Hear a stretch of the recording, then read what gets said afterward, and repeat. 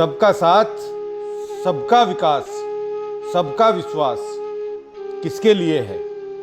शुरू करने से पहले मुनव्वर राना जी का एक शेर आपसे साझा करता हूँ। बुलंदी देर तक किस शख्स के हिस्से में रहती है, बुलंदी देर तक किस शख्स के हिस्से में रहती है, बहुत ऊंची इमारत हर घड़ी खतरे में रहती है। भारतीय राजनीति में पिछले 6 वर्षों से सबका साथ, सबका विकास और सबका विश्वास का नारा बड़े जोर शोर से गूंज रहा है।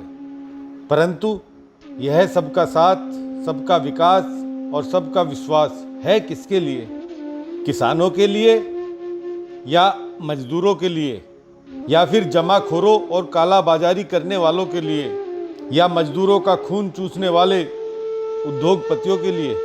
संविधान जिस अवसर और प्रतिष्ठा की समता की बात करता है, क्या वह हम दे रहे हैं या देने की नीयत है? क्या सरकारें सबके रहने, खाने, शिक्षा और चिकित्सा के समान मौके प्रदान कर रही है? शासन, प्रशासन और न्यायपालिका में कुछ विशेष वर्ग के लोगों का ही एकाधिकार सा क्यों है? करोड़ों प्रवासी मजदूरों पर जब संकट आया, वह सड़कों पर मौत से जूझ रहे थे, उस समय यह नारा कहाँ गायब हो गया था? क्या यह नारा सिर्फ उनके लिए है जो दूसरे के परिश्रम पर जिंदा रहते हैं, या उनके लिए भी है जो कड़ी मेहनत करके दूसरों को लाभ प्रदान करते हैं? क्या यह नारा सिर्फ अंधविश्वास को बढ़ावा देने के लिए है? क्या इस नारे ने मूर्खों को धर्म के नाम पर कुछ भी करने या कहने की छूट दे दी है? धर्म का आधार ही अंधविश्वास है। विज्ञान में धर्म का कोई स्थान नहीं है। तो क्या पढ़े लिखे लोग जनमानस को समझा नहीं सकते कि ईश्वर नाम की कोई चीज नहीं होती? हमने लोगों को क्यों नहीं समझाया कि धर्म सिर्फ और सिर्फ धन और प्रचार से ही जिंदा है? ऐसी कोई दिव्य शक्ति नहीं है जो धर्म की ज्योति को जलाए हुए है। अंधविश्वास, आडंबर और पाखंड को हम जिंदा क्यों रखना चाहते हैं? हम मनुष्य को क्यों नहीं समझाना चाहते कि मरने के बाद इस दुनिया में किसी का कोई रिश्ता नहीं रह जाता? दबे कुचले, गए गुजरे और ग्रहितों के लिए भी यह नारा है क्या? बड़ी मुश्किल से इतने सालों बाद भारत की नदियां साफ हो पाई थी। आस्था की डुबकी ने उन्हें फिर से अपवित्र कर दिया।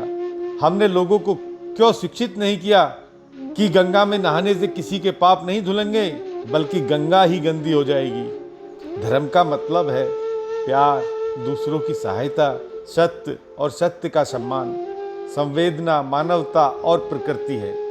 यह बताने में हम कामयाब क्यों नहीं हुए?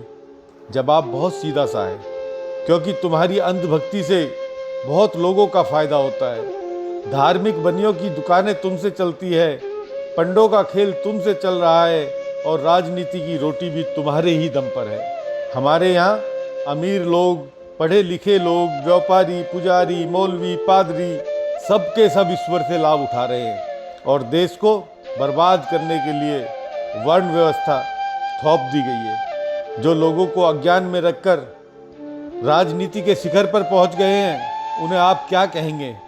उन्हें आप क्या नाम देंगे? जो केवल प्रसिद्धि, पैसा और पद पसंद करते हैं, उन्हें आप क्या कहेंगे?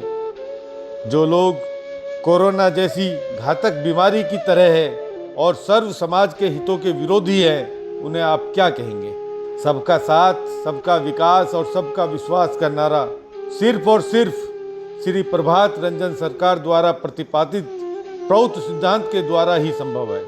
वर्तमान सामाजिक, आर्थिक समस्याओं का समाधान और जनमानस का सर्वांगीण विकास प्रौत सिद्धांत को समग्रता में अपनाकर ही हासिल किया जा सकता है। अगर भारत को विश्व गुरु बनना है तो प्रौत सिद्धांत को अपनाकर ही सबसे कारगर इलाज है।